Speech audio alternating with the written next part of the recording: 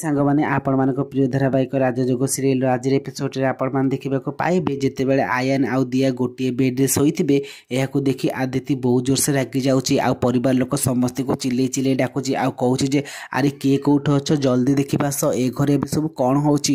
ଆଉ ଆଦିତ୍ୟର ଏମିତି ପାଟି ଶୁଣି ସମସ୍ତେ ସେ ରୁମ୍କୁ ଆସିଯାଆନ୍ତି ଆଉ ସମସ୍ତେ ଦେଖନ୍ତି ଯେ ଆୟାନ ସାଥିରେ ଦିଆ ଶୋଇଛି ଆଉ ଏହାକୁ ଦେଖି ସମସ୍ତେ ଆଶ୍ଚର୍ଯ୍ୟ ହୋଇ ପଡ଼ନ୍ତି।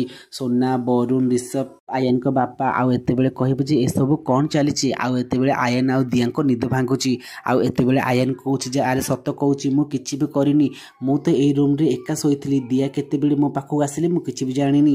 ଆଉ ଏତେବେଳେ ବରୁଣ କହୁଛନ୍ତି ହଁ ଭାଇ ତ କାଲି ରାତିରେ ଏକା ଶୋଇଥିଲେ, ମୁଁ ତାକୁ ସ୍ଲିପିଂ ଟ୍ୟାବଲେଟ୍ ଦେଲି। ଆଉ ଏତେବେଳେ ସୋନା କହୁଛନ୍ତି ଯେ ତୋତେ ଟିକେ ଲାଜ ଲାଗୁନି ଗୋଟେ ପରପୁରୁଷ ସାଥିରେ ଏକାଠି ଶୋଉଛୁ।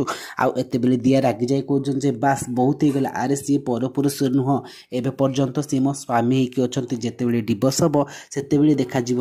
ଦିଆ ଏମିତି କହିବା ଦେଖି ପରିବାର ଲୋକ ସମସ୍ତଙ୍କ ପାଟି ଚୁପ୍ ହେଇଯାଉଛି। ତେବେ ଫ୍ରେଣ୍ଡସ୍ ଆପଣମାନଙ୍କୁ କ'ଣ ଲାଗୁଛି ଦିଆ କ'ଣ ଏମିତି କହି ଠିକ୍ କରିଛନ୍ତି? ଯଦି ହଁ ତାହେଲେ ଆମକୁ ୟେସ୍ ବୋଲି କମେଣ୍ଟ କରନ୍ତୁ। ଯଦି ଆପଣ ଦିଆକୁ ବହୁତ ଭଲ ପାଉଥିବେ ତାହେଲେ ଆଜି କମେଣ୍ଟ ବକ୍ସରେ ଦିଆ ଲେଖି ନିଶ୍ଚୟ ଦେଖି ଜଣାଇବେ। ରହୁଛୁ, ନମସ୍କାର।